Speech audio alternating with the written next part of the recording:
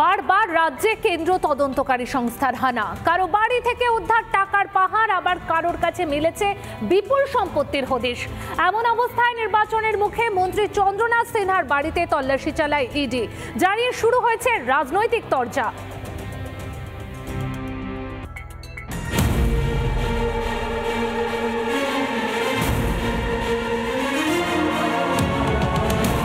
শুক্রবার প্রায় 14 ঘন্টা ক্ষুদ্র ও কুটির শিল্প মন্ত্রী চন্দ্রনাথ সিনহার বাড়িতে তল্লাশি চালায় ED.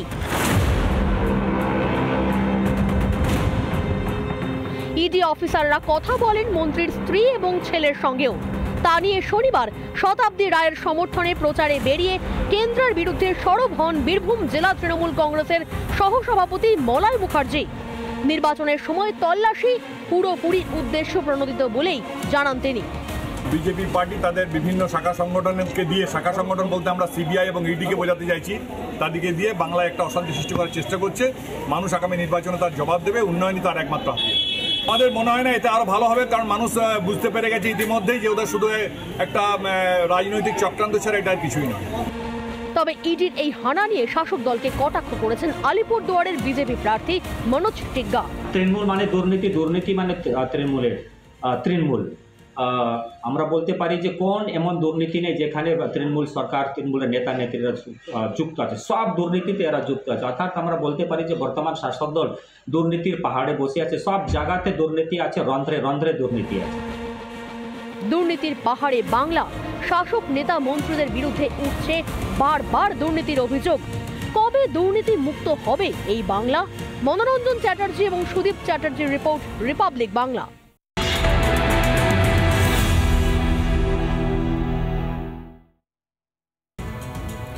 Front chairman Biman Bose বেশ কিছু আসনের জন্য প্রার্থী তালিকা ঘোষণা করলেন এবং সাংবাদিক সম্মেলন থেকে গার্ডেন ব্রিজ প্রসঙ্গও তিনি তুলে ধরলেন, অরবিন্দ কেজরিওয়ালের গ্রেপ্তারির প্রসঙ্গও তুলে ধরলেন। সব মিলিয়ে কিন্তু বোঝাই যাচ্ছে যে প্রার্থী তালিকা ঘোষণার পর আসন্ন লোকসভা নির্বাচন আর 19 এপ্রিল থেকে শুরু লোকসভা নির্বাচন, হাতে আর বেশি দিন বাকি নেই। কোমর বেঁধে প্রচারের ময়দানে নেমে পড়েছেন শাসক বিরোধী সব দলের প্রার্থীরা।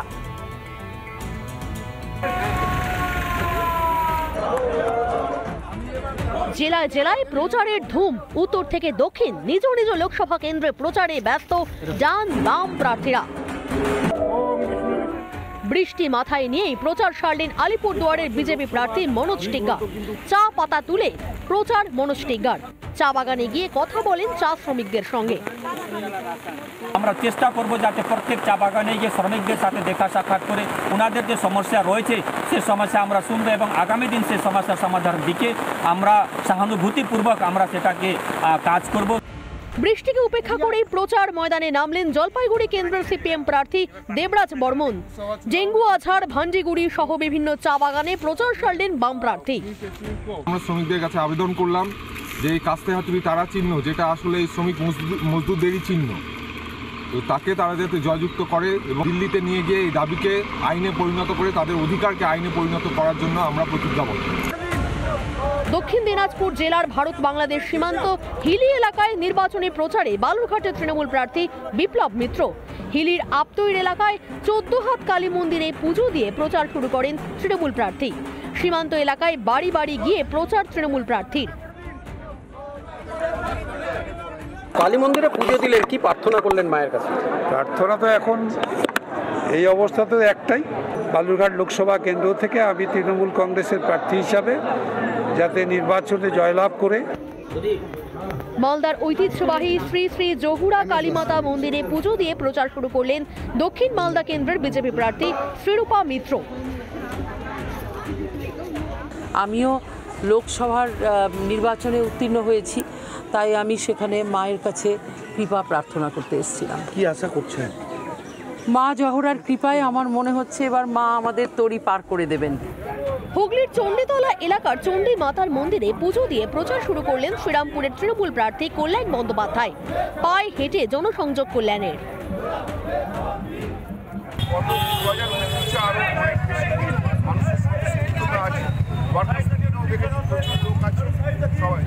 বাংলার মানুষ বুঝে গেছে, শ্রীরামপুরের মানুষ বুঝে গেছে,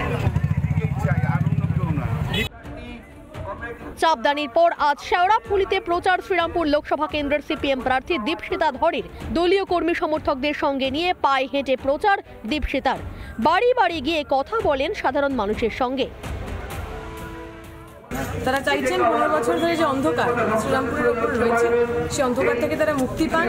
এমন মানুষ দিল্লি যাক যে মানুষ তার কথা, তার যন্ত্রণা, তার দুঃখ শ্রীরামপুরের সাধারণ মানুষের কথা বলবে, নিজের পকেট ভরবে না। সিঙ্গুর জমি আন্দোলনের অন্যতম ভূমি বেড়াবেড়িতে প্রচারে হুগলির তৃণমূল প্রার্থী রচনা ব্যানার্জি। হুটখোলা গাড়িতে করে প্রচার তৃণমূল প্রার্থী রচনা ব্যানার্জির। সিদ্ধেশ্বরী কালী মন্দিরে পুজো দিয়ে প্রচার তৃণমূল প্রার্থীর। হাত মেলালেন ভোটারদের সঙ্গে। তারাপীঠ মন্দিরে পুজো দিতে দেখা গেল বর্ধমান দুর্গাপুর কেন্দ্রের তৃণমূল প্রার্থী কীর্তি আজাদকে।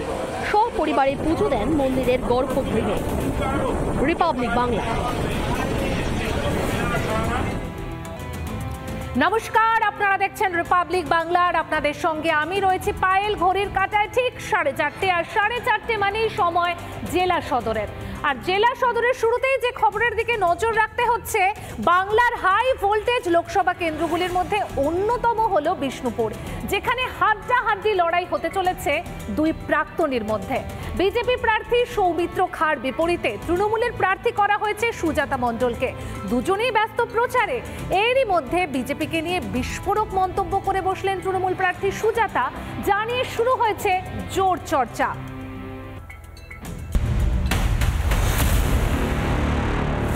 বিষ্ণুপুর লোকসভা কেন্দ্র, একদিকে তৃণমূল প্রার্থী সুজাতা মণ্ডল, অন্যদিকে বিজেপি প্রার্থী সৌমিত্র খাঁ। কেউ কারোর জন্য এক চিলতে জমি ছাড়তেও নারাজ। প্রত্যেকেই ব্যস্ত প্রচারে। প্রচারে বেরিয়ে কখনো চপ ভেজে আবার কখনো ঢোল বাজিয়ে জনগণের মন জয় করতে ব্যস্ত তৃণমূল প্রার্থী সুজাতা।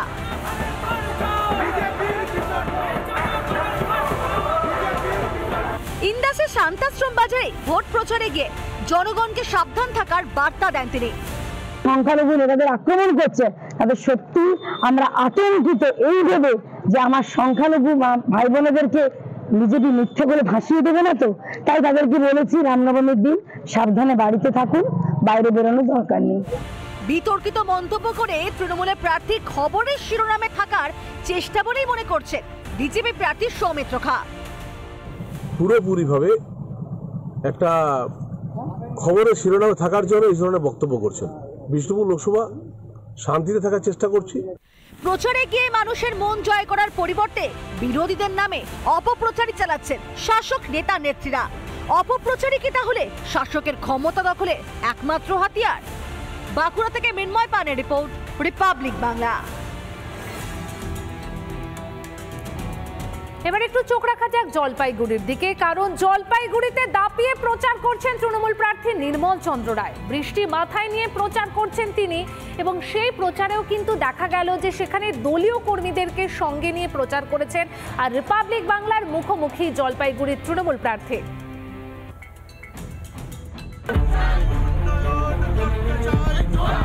জলপাইগুড়ি লোকসভা কেন্দ্রে এখনো প্রার্থী ঘোষণা করেনি বিজেপি।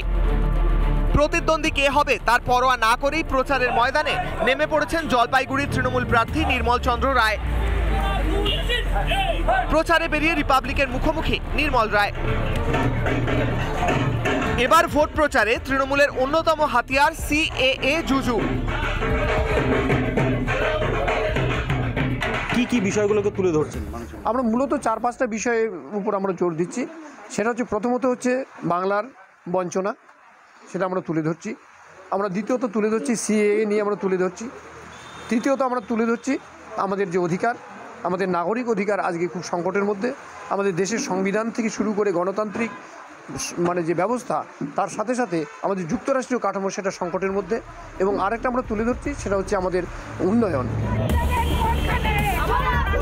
গত লোকসভা নির্বাচনে জলপাইগুড়ি কেন্দ্রে বিপুল ভোটে জয়লাভ করেছিল বিজেপি। তৃণমূল চা বলয়ের ভোট পায়নি বললেই চলে। তবে এবার চা বলয় ভোটে লিড করবে বলে আশাবাদী তৃণমূল।